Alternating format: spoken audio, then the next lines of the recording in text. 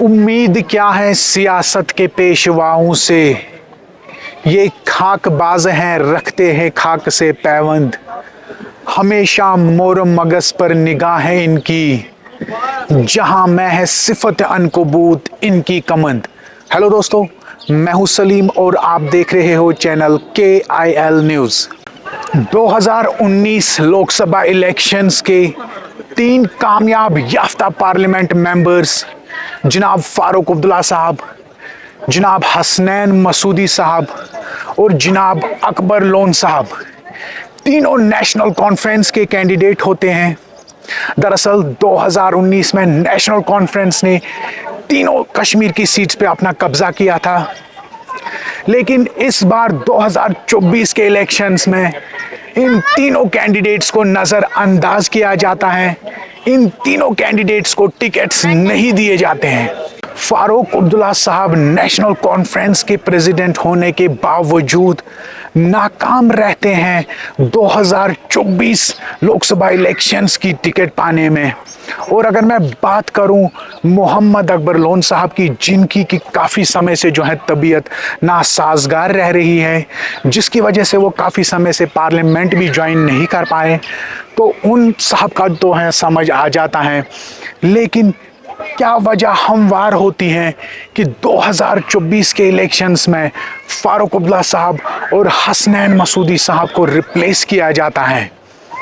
और यहाँ पर मैं ये भी बताता चलूँ, अगर टॉप परफॉर्मर्स की लिस्ट निकाली जाए पार्लियामेंट मेंबर्स की पिछले 5 साल की, और मैं दावे के साथ कह सकता हूँ जो टॉप 10 परफॉर्मर्स होंगे उनमें ज़रूर हसनैन मसूदी साहब का भी नाम होगा। दरअसल नेशनल कॉन्फ्रेंस की तरफ से एक बयान भी आता है जिसमें ये कहा जाता है, दरअसल फारूक अब्दुल्ला खुद ही नहीं चाहते थे 2024 के इलेक्शंस में पार्टिसिपेट करना, और जिसका रीज़न दिया जाता है उनकी बिगड़ी हुई सेहत। और जो सही भी हैं, आपको याद कराता चलूँ, कुछ ही साल पहले फारूक अब्दुल्ला साहब को जो है किडनी ट्रांसप्लांट से गुजरना पड़ा था, तो ये भी एक रीज़न हो सकता है। लेकिन अगर सूत्रों की सुने तो सूत्र कह रहे हैं कि ये टोटल एक जस्टिफिकेशन है, ये टोटल एक रिबटल है। दरअसल माजरा कुछ और ही है, और जो असल माजरा है वो दरअसल ये है, जब धारा 370 को मनसूख किया गया था तो कश्मीर में लोगों का एक बहुत बड़ा तबका और बाज़ाब्ता तौर पे नेशनल कॉन्फ्रेंस के कुछ लीडर्स भी एक्सपेक्ट ये कर रहे थे कि नेशनल कॉन्फ्रेंस के तीनों पार्लियामेंट मेंबर जो हैं वो रिज़ाइन डाल देंगे या किसी बड़े पैमाने पे जो है हंगामा करेंगे, ताकि अपना वो प्रोटेस्ट दर्ज कर सके मरकज़ी हुकूमत के खिलाफ कि कश्मीरी जो हैं वो खुश नहीं हैं इस डिसीजन से। बहरहाल दोनों चीज़ें जो हैं देखने को नहीं मिली।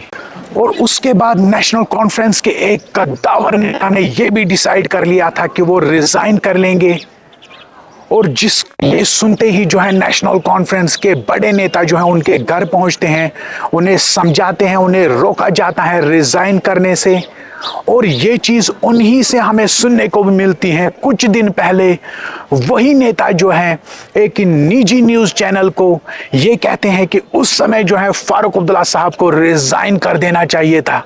जब धारा 370 को मनसूख किया गया था, फारूक अब्दुल्ला साहब जो है उस समय घर में नज़रबंद थे, और उस समय केवल हसनैन मसूदी साहब और अकबर लोन साहब जो है फ्री थे, जो पार्लियामेंट में अपनी हाजिरी देते थे।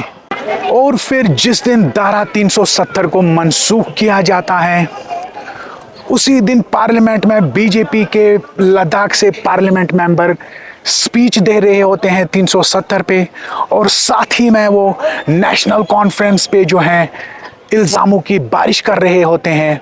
और अचानक से होता ये है, पार्लियामेंट का जो कैमरा है वो फोकस करता है कुछ सेकंड्स के लिए हसनैन मसूदी साहब पे, और देखने को ये मिलता है हसनैन मसूदी साहब उसी लद्दाखी पार्लियामेंट मेंबर की तरफ देखते हुए एक हल्की सी एक स्माइल दे रहे होते हैं। और जो कश्मीर में लोगों के एक बड़े तबके को जो है वो जश्र पसंद नहीं आता है। हालांकि यहाँ पर मैं ये भी कह दूं कि ये एक स्वाभाविक सी बात है जब आपका अपोनेंट आप पे इल्ज़ामों की बारिश कर रहा हो और साथ ही में वो अपोनेंट जो आपसे तकरीबन 40 साल उम्र में छोटा है, तो ये स्वाभाविक सी एक बात है।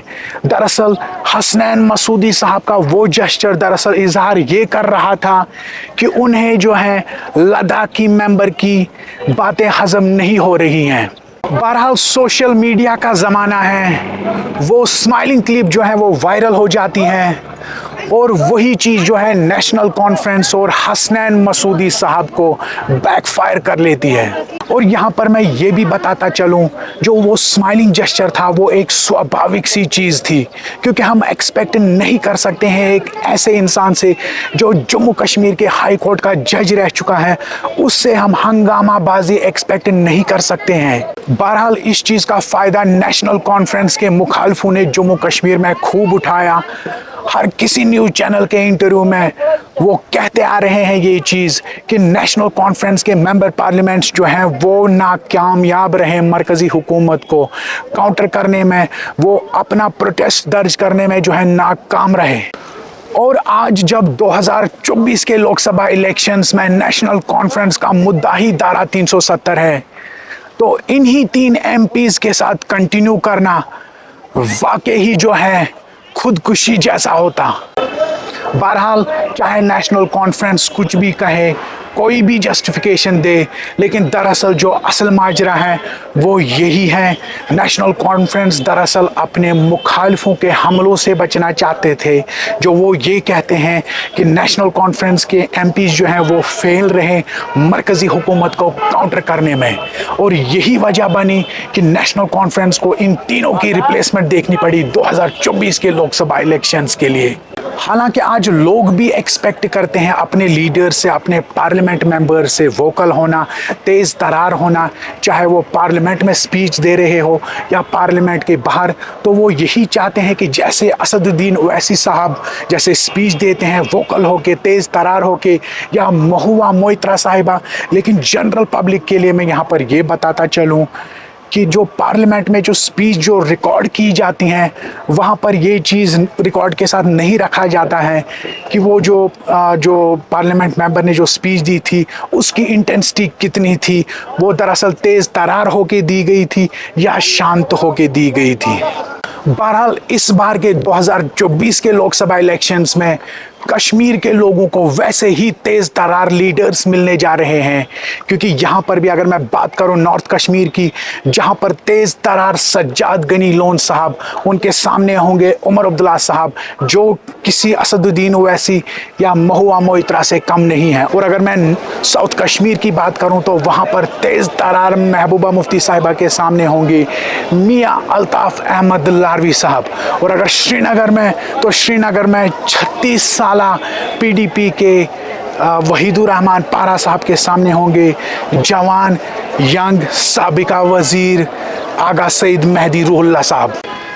कैमरामैन सजाद राजा के साथ मैं मोहम्मद सलीम, KIL न्यूज़, श्रीनगर, कश्मीर।